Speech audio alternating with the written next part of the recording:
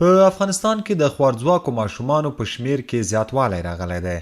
په کابل ښار کې د اندرا ګاندي د ماشوم د روغتیا انسټیټیوټ چې په صحت طفل روغتون شهرت لري، د خوارځواکۍ په څانګه کې ډیر ماشومان بستر دي.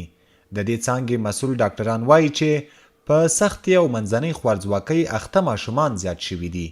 دوی وایي موږ په دې څانګه کې شدید خوارځواکې ماشومان تر درملنې لاندې نیسو چې درملنه یې هم وړیا ده او له دوی سره ځینې نورې مرستې هم کیږي.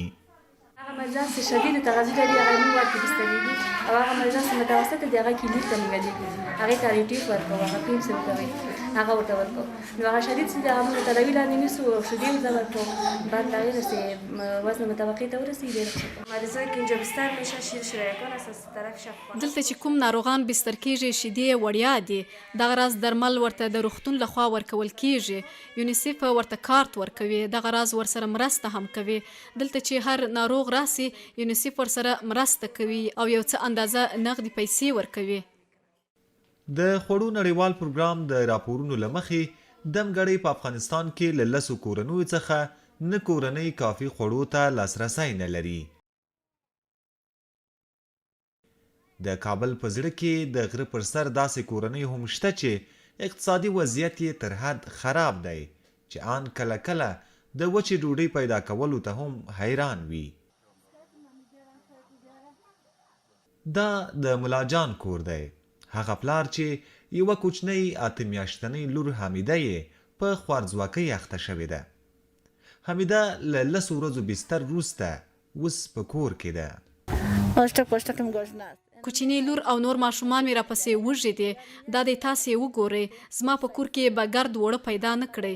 دا حالت په موږ داسې شپې او ورځې تېرېږي چې په کور کې وړه، غوړي، وریجې او بوره نه لرو. دا خو پرېږده چې موږ ته د داسې خواړه ورسېږي چې پاخه یې کړو او ماشومان یې وخوري. کله کله کوم ګاونډیان چې راته د خوړو لپاره سبزي راوړي یا کوم بل څه وي بیا یې خورو، که نه نو بس یوازې چای څښو او ګزاره پرې کوو. ملاجان د حمیدې په شمول 6 لورګانې او 3 زامن لري. نوموړی وایي خپله هڅه کوي چې د کورنۍ نفقه پیدا کړي، خو زیاتوي چې دا ورته په دې وروستیو کې د بیکارۍ له امله ډیره سخته شوې ده.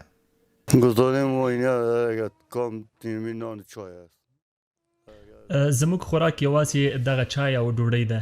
که کومه ورځ لږ کار روزګار وکړم خو کور ته کچالو یا بل شی راوړم، خو چې کار نه وي هیڅ نشته. خپله مزدوري کوم، هغه هم کله کار وي کله نه وي. ټول مشکلات دي، ماشومان مې ټول وږي دي. دغه د ناستیو وګورو څه کیږي. ټوله هیله مې دا چې وضعیت مو لږ ښه شي. اوس خو مې میرمن له ماشومې سره بوخته وي، هغه هم نشي کولی راسره مرسته وکړي او زه مشر زوی هم نه لرم. مشره مې لور ده، هغه هم ناروغه ده. غوښتنه مې دا ده چې زموږ په شان بیچاره خلکو سره یوازې دومره مرسته هم وشي چې په ژمي کې پرې خوراکي توکي واخلو. د کابل صحت طفل روغتون کې د خوارځواکۍ څانګې مسؤل ډاکټر محمدین هم وایي چې د خوارځواکو ماشومانو په شمیر کې زیاتوالی راغلی او نوموړی یې ستر لامل په هیواد کې خراب اقتصادي وضعیت او د عامه پوهاوي کموالی بولي. سوی تغذیه خو اوس په دې شپه کې بیخي زیاته شوې ده. په دې خطر باندې چې خلکو اقتصاد کم شوی ده او بل عمومي عامه پوهاوی ډېر کم ده د خلکو لپاره.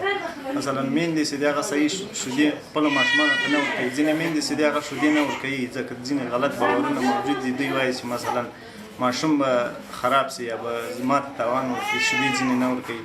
ځینې فکتورونه دي چې اوس سوی تغذیه بیخي زیاته شوې ده. عموما په دې غټ فکتور یې دا ده چې اقتصاد ډېر ضعیفه شوی ده، میندو ته کافي غذا نه رسېږي. چې کافي غذا ونه رسېږي ماشومان نو ته هغه نشي کولی چې پوره شیدې ورکړي، نو سوی تغذیه اوس زیاته شوې. په افغانستان کې پخوا هم په سخته او منځنۍ خوارځواکۍ اخته ماشومان زیات وو، خو اوس د خوړو نړیوال پروګرام ویلی دی چې د 2023 زیږدیز کال تر وروستیو به په افغانستان کې له 3 میلیونو څخه زیات ماشومان په سخته او منځنۍ خوارځواکۍ اخته شي او دا یې د ډېرې اندېښنې وړ بللې ده. عزت الله احمدزی، CMG کابل.